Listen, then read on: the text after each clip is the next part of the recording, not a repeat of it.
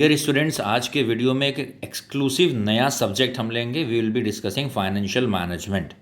Financial management एक core subject है, finance group का एक पेपर है और ये यूनिवर्सिटी एग्ज़ाम्स के अलावा बहुत सारे प्रोफेशनल एग्ज़ाम्स में भी पेपर मिलता है।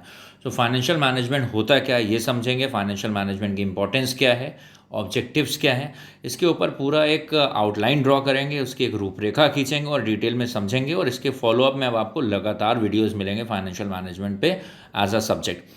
तो मैनेजमेंट के बहुत सारे ब्रांचेस होते हैं।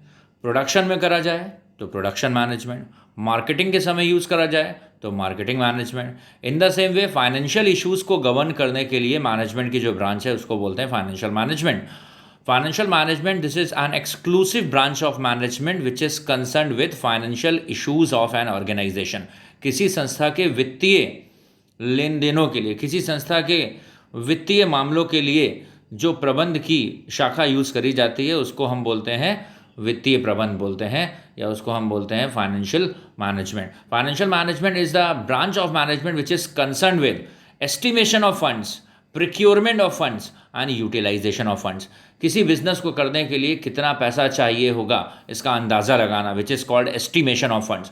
उसके बाद सपोज अगर हमने सोचा, हमने एनालिसिस करी कि हमें ऑल ओवर इंडिया मोबाइल बनाने का काम करना है और इसके लिए 10 करोड़ रुपए चाहिए हैं, तो एस्टिमेशन ऑफ फंड्स। लेकिन अब ये 10 करोड़ रुपए आएगा कहाँ से, इसमें कितना पैसा हमें इक्विटी शेयर से लाना है, कितना पैसा हमें प्रेफरेंस शेयर से लाना है, कितना पैसा हमें डिवेंचर से लाना है, इसको बोलते हैं प्रिक्योरमेंट ऑफ फंड्स। तो estimation of funds, procurement of funds. अब 10 करोड़ रुपए आ गया तो दूसरा काम होता है फाइनेंशियल मैनेजमेंट का यूटिलाइजेशन ऑफ फंड्स। जो 10 करोड़ रुपए आ गया उसमें से 8-9 करोड़ रुपए बिल्डिंग प्लांट मशीनरी सेटअप लगाने में लग जाएगा। It means heavy amount out of the total funds, जो टोटल फंड्स हम लेकर आए हैं उसमें से heavy amount we have to incur towards the building plant machinery furniture. तो इसको हम बोलते हैं फिक्स कैपिटल डिसीजन या capital budgeting decision. Fix capital decision या कैपिटल बजटिंग डिसीजन। और 10 करोड़ में से 8-9 करोड़ तो लग गया बिल्डिंग प्लांट मशीनरी में, जिसको बोला फिक्स कैपिटल। लेकिन 1 करोड़ रुपए 2 करोड़ रुपए बैंक अकाउंट में रखे हुए हैं ताकि डेली के खर्चे मैनेज होते रहें, रॉ मटेरियल हर हफ्ते आता रहे, सैलरी हर महीने जाती रहे, रेंट प्रॉपर तरीके से पे होता रहे। तो जो रूटीन पैसे, रूटीन खर्चों के लिए पैसे अलग रखते हैं उसको बोलते हैं वर्किंग कैपिटल डिसीजन।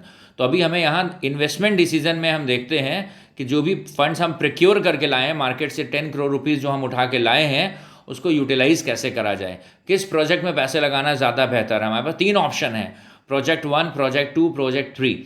हमें मोबाइल बनाने का बिजनेस मिल रहा है, हमें शर्ट बनाने का बिजनेस मिल रहा है, हमें रिस्ट वॉच बनाने का बिजनेस मिल रहा है।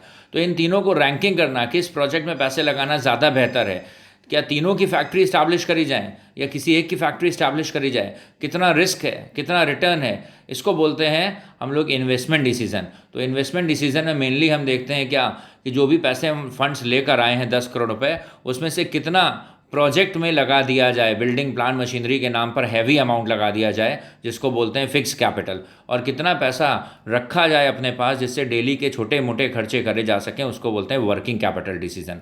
और उसके बाद जब हमने प्रोजेक्ट में पैसा लगा दिया तो साल भर के बाद अगर हमारे पास प्रॉफिट होता है तो फिर एक और बात होती है कि उस प्रॉफिट में से कितना पैसा कंपनी अपने पास रखेगी और बाकी कितना पैसा कंपनी शेयर होल्डर्स के बीच में डिविडेंड के तौर पे डिस्ट्रीब्यूट करेगी। तो कितना रखना है, रिटेन करना है, और कितना डिस्ट्रीब्यूट करना है, उसको हम बोलते हैं डिविडेंड डिसीजन। Dividend decision. तो मेनली फाइनेंशियल मैनेजमेंट में अगर हम बात करें, there are 3 types of decision. 3 तरीके के डिसीजंस इन्वॉल्व होते हैं फाइनेंशियल मैनेजमेंट में। सबसे पहला होता है financing decision, means estimation of funds and procurement of funds.